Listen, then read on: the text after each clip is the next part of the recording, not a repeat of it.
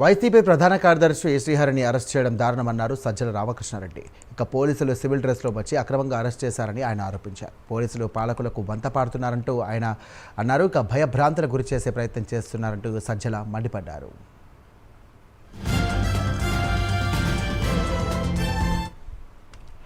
గత 2 ఏళ్లుగా తెలుగుదేశం పార్టీ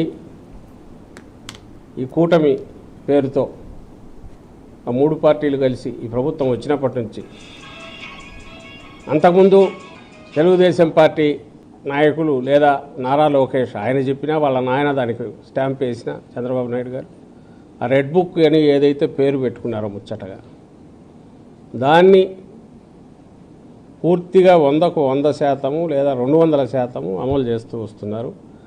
అందులో భాగంగానే ఈరోజు ఉదయం కూడా ఇది జరిగింది అనుకోవాలి. ఇప్పటికి కూడా అజంప్షనే, మీడియాలో వచ్చిన రిపోర్ట్లను బట్టి తెలుస్తుంది తప్ప మాకు ఒక ఎఫ్ఐఆర్ కాపీ కానీ లేదా నోటీసు కానీ ఏమీ లేవు.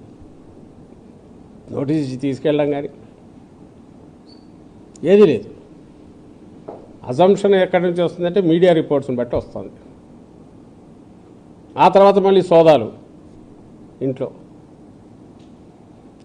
ఏం మెసేజ్ ఇవ్వాలనుకుంటున్నారంటే ఒక్కటే కనపడుతుంది, అంటే భయభ్రాంతులు చేయాలి, టెర్రరైజ్ చేయాలి. భయపెట్టడం ద్వారా వైఎస్ఆర్ కాంగ్రెస్ పార్టీతో ఉంటే, జగన్మోహన్ రెడ్డి గారితో ఉంటే మిమ్మల్ని మర్యాదగా ఉండనివ్వం.